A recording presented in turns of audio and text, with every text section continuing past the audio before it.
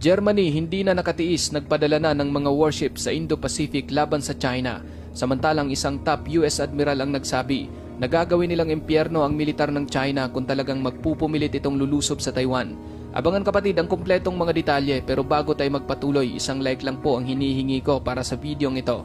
Malaking bagay na po yan bilang suporta sa ating bawat ina-upload. Back to the video. Bago natin simulan kapatid ang pinaka-juicy part ng ating topic, alamin muna natin ang kahalagahan ng Indo-Pacific. Ang lugar na ito mga kapatid ay ang tinatawag na Indo-Pacific Region.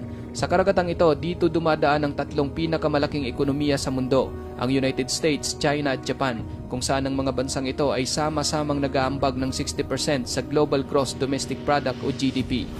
Sa katubigan ng Indo-Pacific, dito rin dumadaloy ang malaking bahagi ng pandaigdigang kalakalang pandagat na mayroong kabuuang 60%.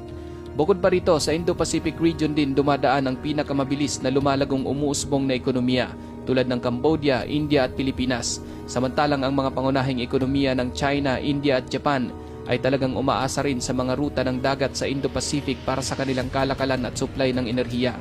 Ayon sa US Department of State, ang buong rehiyon ng Indo-Pacific ay nabubulabog ngayon dahil sa mga di kaaya-ayang ginagawa ng Chinese Communist Party o CCP. Sa pakikipagkalakalan, hindi lang po ang mga bansang Amerika, Japan at China ang dumadaan sa Indo-Pacific region. May mga interes din dito ang iba pang bansa gaya ng Germany, kung saan 20% ng kanilang kalakal ay dumadaan sa nasabing rehiyon. Katulad ng Amerika, pinapanatili rin ng Germany ang katatagan at kaayusan sa Indo-Pacific na nakabatay sa international order, kung kaya't labis din silang nabahala sa mga agresibong pag-uugali ng China. Sa ulat ng Reuters, sinabi rito na nagpadala ang Germany ng 2 barkong pandigma sa Indo-Pacific region, sa kabila iyan ng mainit na tensyon sa pagitan ng China at Taiwan at sa pinag-aagawang South China Sea. Ayon sa Defense Minister ng Germany na si Boris Pistorius, 2 warship ang kanilang pinadala sa rehiyon upang palakasin ang presensya ng kanilang militar doon. Sisiguruhin lang umano